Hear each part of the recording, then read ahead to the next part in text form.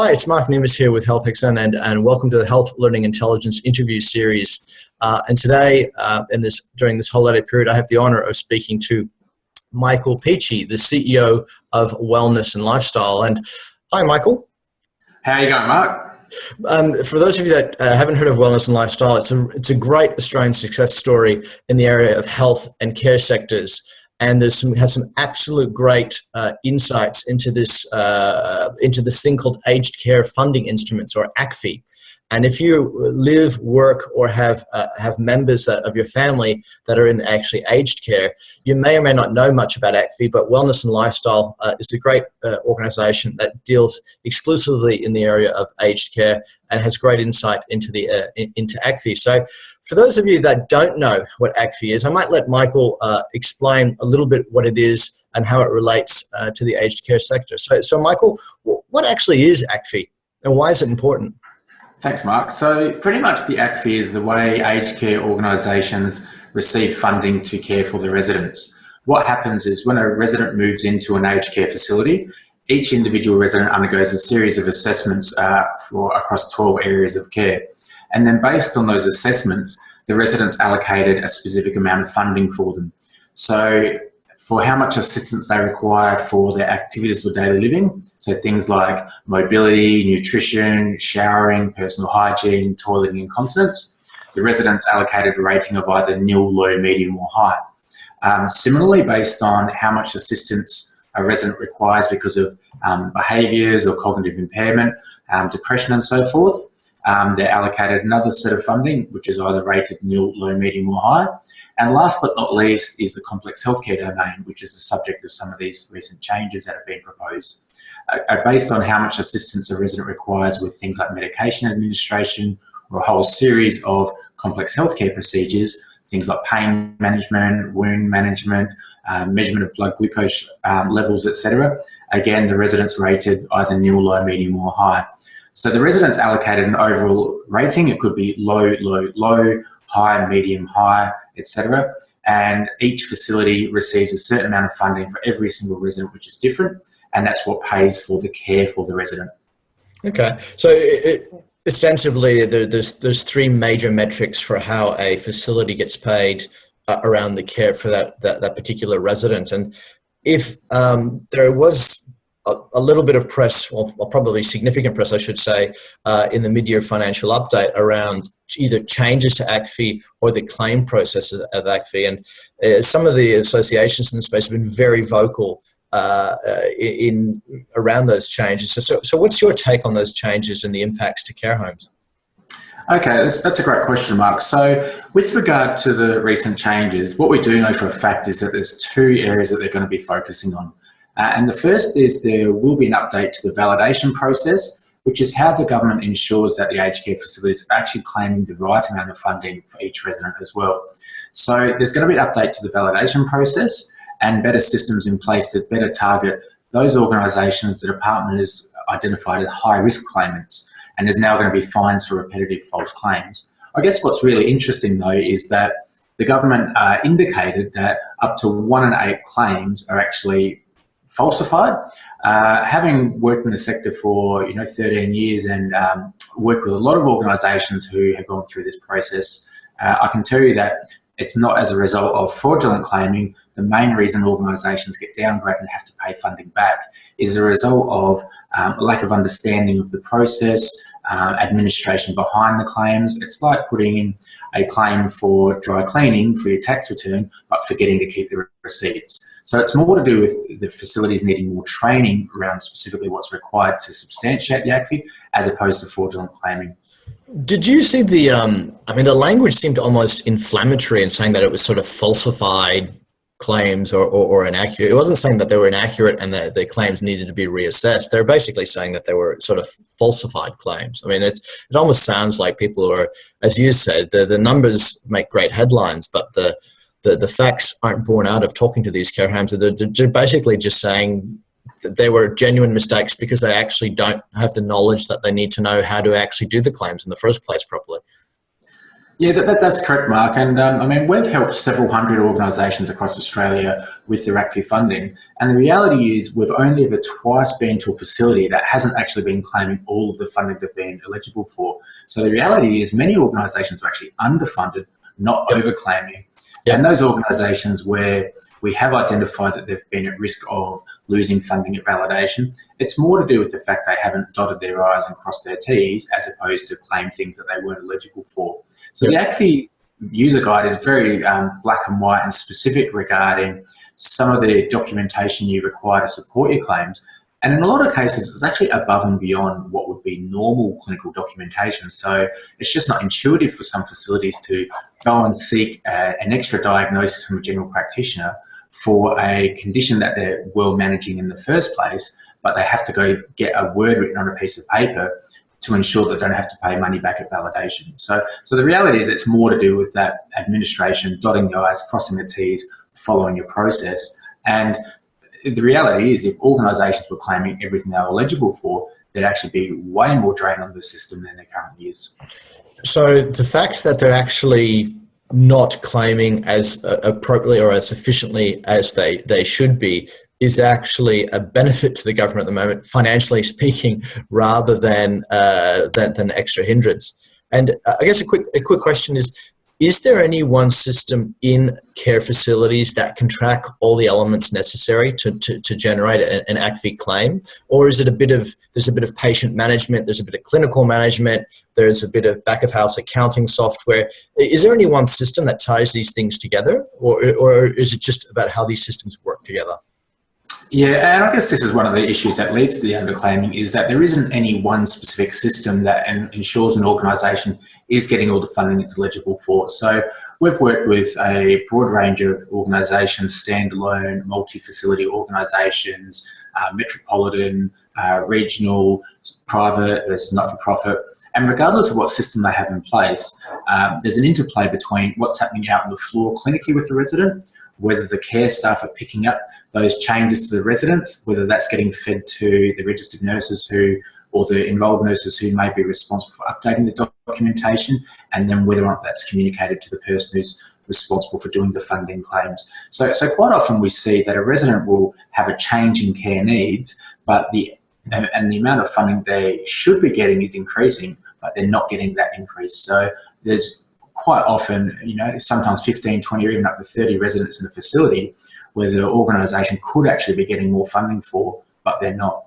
Yeah, I guess I'm immediately thinking of when someone first checks into a facility or goes in for the first time. But then, as you say, their needs will change quite frequently throughout their stay within a facility.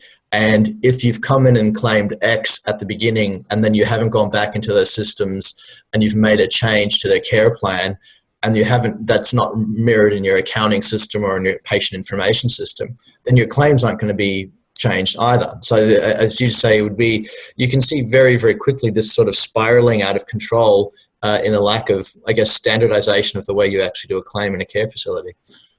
Absolutely. And I mean, the reality is that organisations are actually getting better now that when they're actually a resident's first moving into a facility, or if they do acknowledge that a resident's had a change, the actual ACFI funding application they're doing now is quite robust, and they're doing a very good job of it these days. It's the changing residents that are missed. So that leads, I guess, to the second change that we know that will be happening, and that's a update to the scoring matrix that determines the level of funding for complex healthcare. Because organisations are now better at doing those initial assessments, the government is basically going to be shifting the goalposts to make it essentially harder to get that nil, low, medium or high claim. What that looks like yet, that's all speculation. Okay. So in a nutshell, there's around, from our analysis, it's about 2,700 care homes. About 70% of them are single home operators. We have a mass amount of sort of private equity, private operators moving in and consolidating and beginning to standardize and getting some sort of standardization around care. You've obviously dealt with a huge gamut of the care industry across the board, as you said, remote regionals, in-home care, residential care. Is there sort of like a snapshot of the top 5 things that you see are the leading traits that a care operator would need to put in place to basically effectively manage their ACFI? If you had to summarize in your broad experience over the last 10, 15 years in this space, is there like a top 5 you could say to an operator and say, look, if you address these 5 things, you've got 80% of the problem licked? Yeah, absolutely. And I guess the first one is getting back to the point that many organisations do the initial ACFI funding correct. It's the changes that are missed. The first thing that an organisation should do to optimise their funding is ensure that the ACFI is actually reviewed in conjunction with any care plan review or update. So by that I mean any single time pen is put to paper to update a resident's care plan to say this resident has had a change in care needs, that should also be triggering someone to look at, are we getting that same amount of ACFI funding we're now eligible for? So that's the first one. So just to interrupt, so how many carers in the facilities I've been to, if you go to an individual carer in a care facility and say ACFI, in your experience, how many of them would even know what ACFI is? I'd say it's a minority, to be honest, and it's not necessarily about whether or not they know what the ACFI is and how it works, the mechanics. It's whether they know this resident is now different than what the care plan says, and have I communicated that to the right person. Okay, cool. So number 1 is initial input generally is okay when they come in doing the original care plan, but if there's changes to that care plan, what does that look like? How is that communicated through the system, and how does that then translate to the ACFI? Even though the carer might need to know about ACFI at that stage, they just need to know its impact on the care plan. Correct. So number 1, ACFI is reviewed in conjunction with any care plan review or update. Cool. And number 2? Number 2, I think the second one is that ACFI reviews are identified based on the change in the numbers, not the change in letters. So by that I mean the domains within the ACFI, so the ADLs or the behaviours or complex healthcare, are actually weighted. So the difference between a low and a medium in ADLs, so a 1 category shift, is actually worth more than a resident going from a nil to a high in the behaviours domain. Okay. Commonly I hear that an organisation or an ACFI coordinator will say, what's the point in reappraising this resident? They're going to go down in 1 category, up in another. The reality is it might be a $10,000 difference, and that's a lot of reasons why you should actually be looking at what is the dollar per day rating of the resident, not whether the letters changes. Okay. So do you see from a care perspective, do they see like the finance almost getting in the way of care? I mean, because carers that I've met overwhelmingly want to do good and care. Like they want to be customer facing. They generally want to be in there with their customers and their clients and the people they're caring for. And they almost see the operations as like an us and them sort of thing. But the way you're absolutely describing it is, look, you have 2 metrics. There's the organization you work for that needs to be financial. And if you are financial, that allows you to give you better care. And what you're saying is that it just needs to be at least part of the decision process for the care, just to know that doing it right and doing it accurately actually will lead to the organization both having better funding outcomes, hopefully, and secondly, the patient will hopefully be better cared for as well. Yeah, absolutely. And I guess one of the key things is that for the personal care worker at the floor level, if they're having to provide a level of care that's actually different than what the care plan is saying, if that's not communicated, that's actually creating a clinical risk for that resident in the future and a work health safety risk for other staff as well. So for example, if a resident is in the care plan as saying they're a standby assist for their mobility, but now they're requiring physical assistance, if that care plan isn't updated, then another carer who comes along the next day, picks up that care plan, may not actually be providing the support that resident truly needs, and that resident may be at risk of having impaired mobility, having a fall, fracture, or even worse. So there's a clinical risk issue, and at the same time, if the care staff isn't providing the level of support that they should be, there's a risk that the resident might fall and hurt them. So that's the reason how we normally communicate to care staff. This is the importance of documentation. It's not just about the funding, it's also about the care and your own safety. I guess the key thing is after that, when those care plan changes are made, it then needs to be communicated to the person who's responsible for doing the ACFI. So the organisations that we see that are actually performing better have ACFI champions, or 1 or 2 people, preferably more than 1, who know the ACFI inside and out, we can't just rely on every person to be an ACFI person because it is quite specialised. So one person at least needs lots of specialised training. That change in the resident's care needs should be communicated to that person, and they will then determine whether or not it's worth, resubmitting to the government. Should we be getting more funding for this resident? And that one person should complete all the clinical assessments. If they don't complete all the assessments themselves, they have to check every single word in that application pack to make sure it's nice and congruent so they don't lose funding at validation. Okay. So obviously, a couple of really salient points there is effectively the system and the standardization will actually in some ways set you free, right? So at the moment there's both a clinical and an operation risk right now for not tracking or having this data up to date.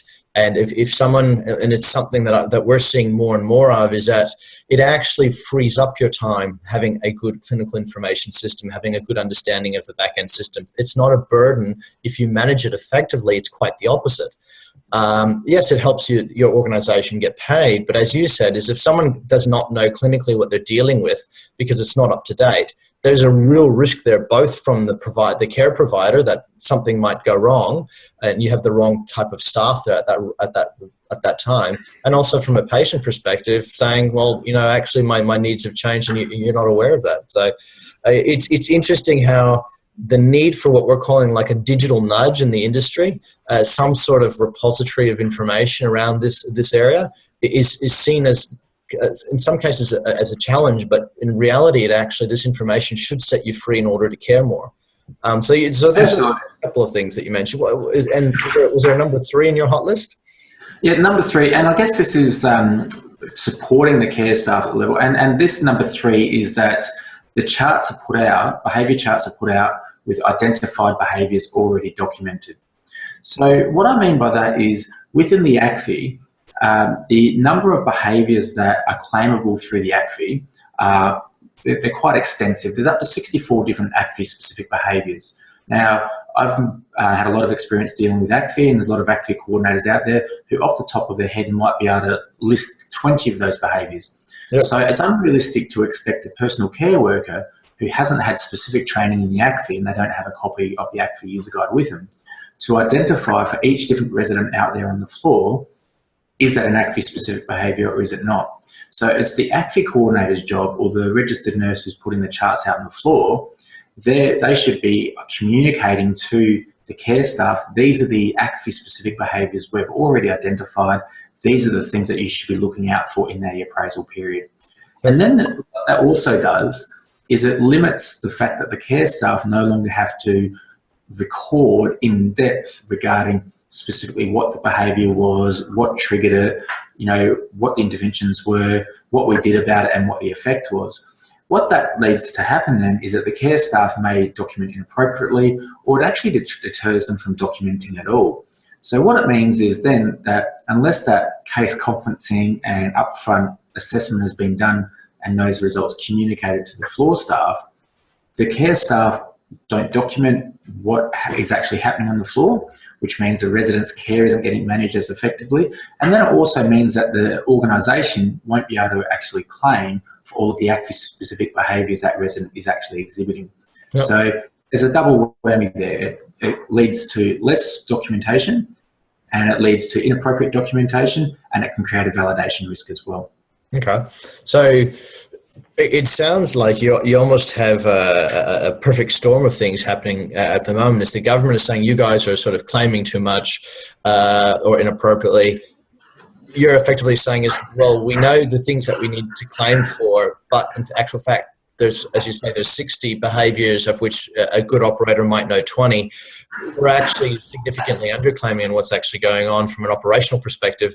And if we're not then wanting to document that, because if we do document it, we see that something might happen in an untoward way. You've got this perfect storm of we don't want to put stuff in because it's extra work for us, and so it's better to leave it out. If we leave it out, then we can still do our care.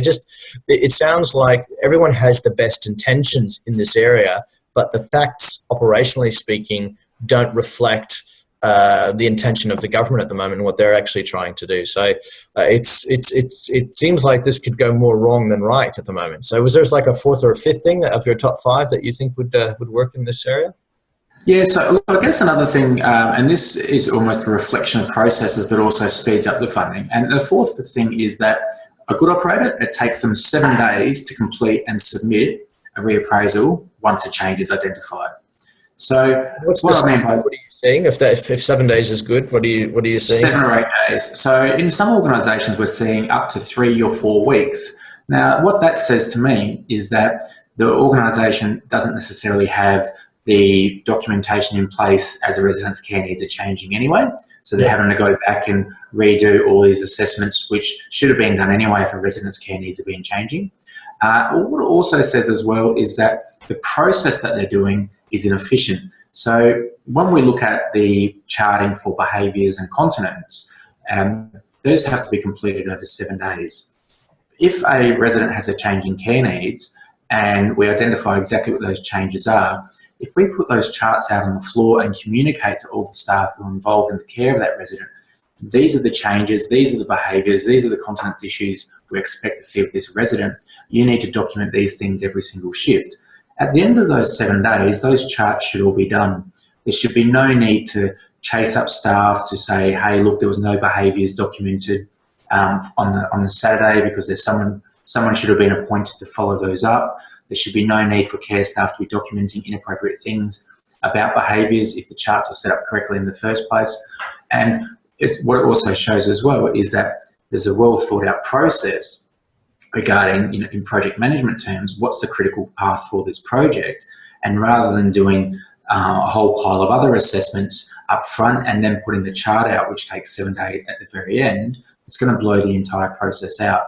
So what that means though is because resident funding through the ACFI is done on a day-to-day basis, if a resident's funding goes from say $100 today to $170 tomorrow, every single day that it takes to get this application done, it means the facility is missing out on $70 per day. So if you're missing $70 per day for 3 weeks unnecessarily, you're looking at $1,500 there. You multiply that across a number of residents and that starts to add up for the organisations. Yeah, look, you can see how really both clinically and operationally ACFI is incredibly important in the care home operation. And was there a sort of in your top 5, number 5? Yeah, I think the 5th one is that a real-time list of complex pain management claims is made. Yep. So within the ACFI, and this is one of the areas that are looking at getting targeted as well, if a resident has a clinical need for complex pain management, whether that's done 1 day a week for 20 minutes or whether it's done 4 days a week for 15 minutes, which is the industry standard. Yep. It's important that a list is actually maintained of actually which residents we've had a claim for. We've gone to a lot of organisations where there might be a resident that has been put on treatment, but for some reason they've slipped through the cracks and the resident's no longer receiving treatment. And that means that the resident's no longer getting the care that's been assessed as being required, but at the same time there's a validation risk for the resident. Similarly, what we quite often see is that a resident has been assessed as needing complex pain management, say 4 days per week.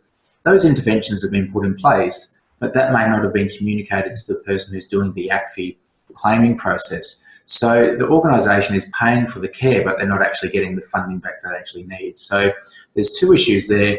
One of an organisation being at validation risk, and the other thing is that organisations may not be getting the funding they're eligible for based on the care they're already providing. And I guess when we're looking at the 2 changes that are coming up, the update to the validation process, there's a real risk there. If an organisation has just one resident where they have what they call a 4B or treatment 4 days per week in place, and if that makes the difference between a low and a high in that complex healthcare domain, that's an $18,500 risk that organisation has. Yep. Similarly, if a resident is currently classified as a low claim in that complex healthcare domain, the interventions are in place but they're not getting claimed, that's $18,000 per annum that the organisation is missing out on that they're eligible for because the care is actually already being provided. So it's really important that that list is maintained so everyone can see at any given time who is actually supposed to be getting these interventions. And especially, sorry? Keep going. And especially since there's going to be changes to this scoring matrix, it's actually really important to see which of the residents their complex healthcare claim actually makes a difference to their funding, and making sure that that's actually being monitored in real time. Okay. So, I mean, look, you've got some absolutely great insights there, especially because your experience spans so many operators in this space, but both small and large with some real tactical stuff. So we've talked a lot about ACFI operators, the individual carers. If you're the general public, what do you really need to know about ACFI or the changes to ACFI? If you have usually a parent in care, what should the general public know about ACFI? Should they care?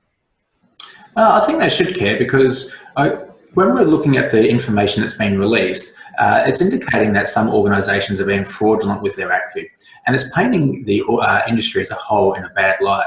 I'd just like to reiterate that from our experience dealing with several hundred organisations across Australia, it's not fraudulent behaviour. It's lack of training and lack of clarity in the information that's released regarding what it is that the government actually require, and the changing goalposts for the validation process. So I'd just like to highlight that it's not a fraudulent industry.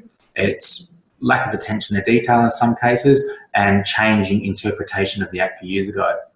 Secondly, just to highlight as well that the ACFI is the funding mechanism which pays for the care for the residents. So ACFI isn't used to subsidise buildings and hotel services and so forth. It's all about the resident care, so the basic subsidy.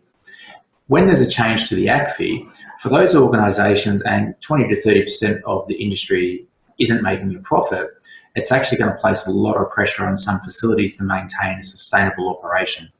When you look at the amount of funding that the organisation is trying to claw back, $500 million, when you divide that by the 192,000 beds out there in the industry, that equates to around $2,500 per bed that the government is trying to claw back.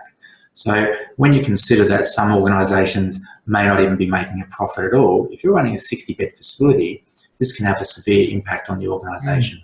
Yeah, so if you look at the numbers that way, it becomes actually quite scary. I mean, from a government perspective, it just seems to be a relatively minor amount of money, and that the fact that the care operators have so far been, let's just say, not the most efficient adopters of ACFI, that they have been tending towards underclaiming as opposed to overclaiming, that by putting more attention on this, in actual fact, the numbers are probably going to head in the other direction.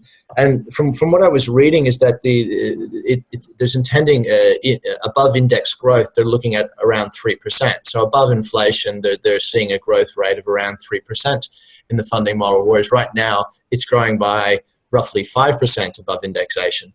So they're trying to but anyone will tell you that the growth in aged care is purely, you look at that environmental factors, more people are getting older, more people are going into aged care facilities, perhaps staying for their longer. So of course it's going to be growing above inflation. It just seems to be kind of a program that seems to be challenging, trying to get some money back, but it seems to be quite a hard road to try to get that money back, as opposed to dealing in a positive way, doing some positive education, doing some positive understanding, that and be more efficient about it seems to be a much better way to go. Yeah, correct. And I mean, one of the key things is that there's more of an emphasis towards community care and trying to keep people in their homes longer.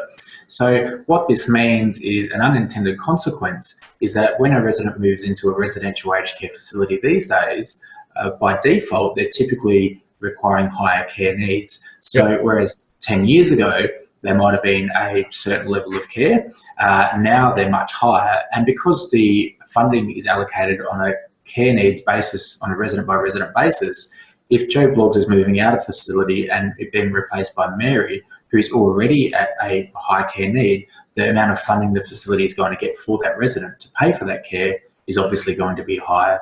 So the acuity of care within an organisation is typically much higher. So like what was previously considered a low care resident is virtually non-existent anymore. Yeah, and that's the feedback we're sort of getting. So, look, as an outsider looking into the aged care industry, outside of ACFI, what are some of the areas that, the industries that you admire, that think that have really got a care model down, that work really, really well? I mean, so they don't have to be in aged care. Are there any other industries you think the aged care industry could actually learn from how they adopted these new ways of operating? Well, I guess one of the ones that I have to admire from a mixing the care plus the commercial acumen side of things and making sure I's are getting dotted and T's are getting crossed is the acute care sector. So the advent of simple things like having standardized processes and checklists so you can have a repeatable process that happens every single time a resident moves into an organisation is something that the aged care industry as a whole is certainly starting to evolve towards getting better at, but there's still some inroads. So there's a lot of organisations where we go to that they're providing great care, but they don't necessarily have systems in place. They don't have a flow chart. They don't have a checklist. They don't have standardised forms to make sure they're actually claiming the right amount of funding they're eligible for based on the care they're currently providing. Cool. Well, thank you very much. You've been really, really sort of generous with your time in the in this in this holiday season. But what I guess we'd like to do is, if a care operator or a care within an operation context wanted more information about how to actually begin to align those care plans with the ACFI model, they can obviously hit your website, which is wellnesslifestyle.com.au, or they come and hit the websites of Health Learning Intelligence or those sort of areas. If there was one place that they would go, I noticed from your website you've got some learning materials there. Is that a good way to start? Yeah, absolutely. And I think having some basic understanding of ACFI is important at all levels in an organisation. So at least having the personal care worker at the front line understanding what the ACFI is, why it's important they document, how to effectively record and chart is just absolutely fundamental. But for anyone else who's more actively involved in the process, they should have had specific training on the entire scope of the ACFI, all the way from all the clinical assessments that are required, how to master the business rules and planning, how to efficiently and effectively put together an ACFI appraisal pack, and how to reduce their risk of validation. That should almost be the minimum standard required for anyone who has anything to do with the ACFI. Okay. Well, thank you very much for your time, and I wish you know, if there was one thing you think people should do is just basically get some understanding about how ACFI, paraphrasing is, if you're in the care industry, you need to understand how ACFI relates, because it has both a clinical and a non-clinical outcome. And if you are directly involved in ACFI, you really, really, really, with these changes, need to be absolutely on the top of your game to make sure you're not just missing out on funding, but to make sure you're not penalised in the future. Absolutely. Absolutely. Cool. Well, thank you very, very much for your time. And for those of you that's coming through the Health Learning Intelligence channel, our next interview will be on social media and the use of networking for health professionals. And also you'll have the opportunity to hear the chairman of HealthXN talking about the Revolution series with Professor Stephen Boyages, who's our chairman, talking about the 6 revolutions that need to happen in health. But certainly at this time of year, thank you very, very much, Michael, for your time today. And we wish you happiness of the season to you. My pleasure, Mark. Thank you. Cheers.